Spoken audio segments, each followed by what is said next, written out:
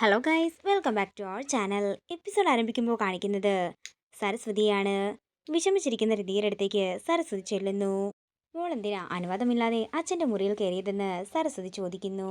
അച്ഛൻ്റെ മുറിയിൽ കയറാൻ എന്താ മോള് പാസ് എടുക്കണോ? ഞാൻ അച്ഛൻ്റെ സ്വന്തം മോളല്ലേ എന്ന് ഋതിക പറയുമ്പോൾ സരസ്വതി ചോദിക്കുകയാണ്, നീ അതിനവൻ്റെ മുറിയിൽ കയറുക മാത്രമല്ലല്ലോ ചെയ്തത്, മുറിയാകെ അലങ്കോലമാക്കിയില്ലേ എന്ന് സരസ്വതി ചോദിക്കുമ്പോൾ അത് പിന്നെ ഞാൻ കുറച്ച് സാധനങ്ങൾ തിരഞ്ഞതാ, അപ്പോൾ അറിയാതെ അലങ്കോലമായതാ, അത് ഞാൻ തന്നെ ശരിയാക്കി കൊടുക്കുമായിരുന്നല്ലോ.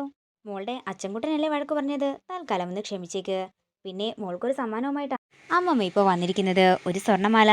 മോള് ഈ താലിമാല ആ മാലയിലേക്ക് മാറ്റിയേക്ക്. അപ്പോഴാണ് സരസ്വതി ഋതികയുടെ താലി ശ്രദ്ധിക്കുന്നത്. ഈ താലി ഏതാണെന്ന് സരസ്വതി ചോദിക്കുമ്പോൾ ഈ താലിയും കൊണ്ടാ രാജു വന്ന് കല്യാണത്തിന് വന്നതെന്ന് ഋതിക പറയുന്നു. പത്മയുടെ കല്യാണം നടക്കുമ്പോൾ അവൾ കണിയാൻ വേണ്ടി ഞാൻ വാങ്ങിയ താലിയായിരുന്നു ഇത്. എന്നാലും ഞാൻ പത്മയ്ക്ക് വേണ്ടി പണിയിച്ച താലിമാല എങ്ങനെയാ രാജുവിന്റെ കയ്യിലെത്തിയത്?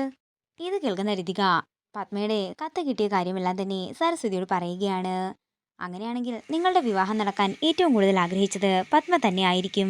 അപ്പോ അമ്മയുടെ നിർബന്ധപ്രകാരം മാത്രമാ രാജുവിനെ കല്യാണം കഴിച്ചത്, അല്ലാതെ സ്വന്തം ഇഷ്ടപ്രകാരമല്ലെന്ന് മനസ്സിൽ പറയുകയാണ് രിതിക. നമ്മുടെ ഒരു വെളിപ്പാടകലെ തന്നെ എൻ്റെ മോളുണ്ട്, പക്ഷേ അവളെന്താ നമ്മുടെ മുന്നിലേക്ക് വരാത്തത്? തുടർന്ന് തൻ്റെ മകളെ കാണാൻ പറ്റാത്തതിലുള്ള വിഷമങ്ങളെല്ലാം ഋതികയോട് പറഞ്ഞുകൊണ്ട് പൊട്ടിക്കരയുകയാണ് സരസ്വതി. പിന്നീട് കാണിക്കുന്നത് രാജുവിന്റെ വീട്ടുകാരെല്ലാം പോകാനായി ഇറങ്ങി നിൽക്കുന്നതാണ്. രാജുവിനും ഋതികയ്ക്കും കൂടി ഇപ്പോൾ എത്ര വീടുകളുണ്ടെന്നറിയാമോ? രാധമ്മയ്ക്കെങ്കിലും വേണുവേട്ടനെ പറഞ്ഞൊന്ന് മനസ്സിലാക്കിക്കൂടെ എന്ന് പ്രതാപൻ രാധമ്മയോട് ചോദിക്കുന്നു. ഇദ്ദേഹം എന്തു പറയുന്നു? അതാണ് സാറേ എനിക്ക് വേദവാക്യം. ഞാൻ എന്താണെങ്കിലും മറുത്തൊന്നും പറയില്ല. രാജുവും ജയനും നിങ്ങളുടെ ഒപ്പം വരുന്നില്ലല്ലോ. രാജുവിന് ഇവിടെ ജോലിയുണ്ട്, ജയൻ പിന്നെ ചേച്ചിയുടെ സ്റ്റാഫല്ലേ. തുടർന്ന് ശേഖരനോട് അവരെ കൊണ്ടുപോകാനുള്ള കാറ് കൊണ്ടുവരാനായി പ്രതാപൻ പറയുന്നു. അങ്കിളെ, എനിക്കൊന്ന് ഓഫീസ് വരെ പോകണം, എന്നിട്ട് ഞാൻ വരാമെന്ന് ഋതിക വേണുവിനോട് പറയുന്നു.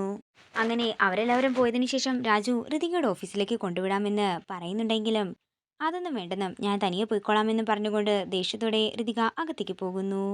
മേഡത്തിന്റെ പിണക്കം ഇതുവരെ മാറിയിട്ടില്ലെന്ന് തോന്നുന്നെന്ന് രാജു മനസ്സിൽ പറയുന്നു. നേരം രാത്രിയാകുന്നു. പിന്നീട് കാണിക്കുന്നത് രാജുവിനെ വിളിച്ച് ബീച്ചിലേക്ക് വരാനും അല്പം സംസാരിക്കാനുണ്ടെന്നും പറഞ്ഞുകൊണ്ട് കോള് കട്ട് ചെയ്യുന്നതാണ്. മേഡം അല്പം സീരിയസ് ആണെന്ന് തോന്നുന്നു, എന്തെങ്കിലും ചെയ്യണല്ലോ. മേഡത്തിന് റോസാപ്പൂക്കൾ വലിയ ഇഷ്ടമാ എന്ന് പറഞ്ഞുകൊണ്ട് രാജു അവിടെ അടുത്തുള്ള ഒരു കടയിൽ നിന്നും റോസാപ്പൂ വാങ്ങിക്കൊണ്ട് നേരെ ബീച്ചിലേക്ക് ചെല്ലുന്നതാണ് കാണിക്കുന്നത്. ഞാൻ ഇവിടേക്ക് വിളിച്ചത് രാജുവിന് ബുദ്ധിമുട്ടുണ്ടായെന്നു ഋതിക ചോദിക്കുമ്പോൾ അതെന്താ മേഡം എന്നോട് അകൽച്ച കാണിക്കുന്നതെന്ന് രാജുവും ചോദിക്കുന്നു. അന്ന് രാജു എന്റെ കഴുത്തിൽ താലി കെട്ടാൻ കാരണം എന്റെ അമ്മയല്ലേ? ഇത് കേൾക്കുന്ന രാജു ഞെട്ടലോടെ നിൽക്കുന്നു. ഋതിക വീണ്ടും ചോദ്യം ആവർത്തിക്കുമ്പോൾ അതേ എന്ന് രാജു പറയുന്നു. എന്റെ അമ്മ തന്ന അതേ താലി കൊണ്ടല്ലേ രാജുവിനെ വിവാഹം കഴിച്ചത്? അതെ എന്ന് രാജു പറയുമ്പോൾ ഋതിക ചോദിക്കുകയാണ്, മീര എന്ന് പറയുന്ന സ്ത്രീ തന്നെയാണ് എന്റെ അമ്മയെന്ന് രാജുവിന് നേരത്തെ അറിയാമായിരുന്നു അല്ലേ? ഇല്ല മേഡം, സത്യമായിട്ടും എനിക്കറിയില്ലായിരുന്നെന്ന് രാജു പറയുന്നുണ്ടെങ്കിലും രാജു പറയുന്നത് കള്ളമാണെന്ന് പറഞ്ഞ് തർക്കിച്ചുകൊണ്ടേയിരിക്കുകയാണ് ഋതിക. ഉണ്ടായ സംഗതികളെല്ലാം ഞാൻ തുറന്നു പറയാമെന്ന് രാജു പറയുമ്പോൾ എനിക്കൊന്നും കേൾക്കണ്ടെന്ന് ഋതികയും പറയുന്നു.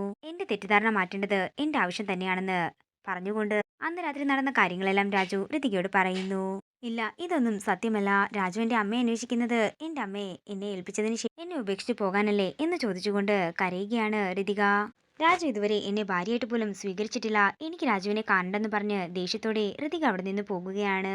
പെട്ടെന്ന് തന്നെ രാജുവിന്റെ കയ്യിൽ നിന്നും ആ പൂവ് താഴേക്ക് വീഴുന്നു. പിന്നീട് കാണിക്കുന്നത് രാജു ഋതികയുടെ പിന്നാലെ ചെന്നുകൊണ്ട് വണ്ടിയിലേക്ക് കയറാനായി പറയുന്നതാണ്. പിന്നീട് കാണിക്കുന്നത് വേണുവിനെയും രാധമ്മയുമാണ്. ശ്രീലക്ഷ്മിയെ വീട്ടിലേക്ക് വിളിച്ചു കൊണ്ടുവരാൻ പറ്റാത്തതിന്റെ സങ്കടങ്ങൾ രണ്ടുപേരും കൂടി പറഞ്ഞാണ് കാണിക്കുന്നത്. ഇതോടുകൂടി ഇന്നത്തെ എപ്പിസോഡ് ഇവിടെ തീരുകയാണ്. വീഡിയോ ഇഷ്ടമായെങ്കിൽ മറക്കാതെ ലൈക്ക് ചെയ്യുക, ഷെയർ ചെയ്യുക, കമന്റ് ചെയ്യുക. കൂടുതൽ സീരിയൽ അപ്ഡേറ്റ്സിനായി മറക്കാതെ സബ്സ്ക്രൈബ് ചെയ്യുക.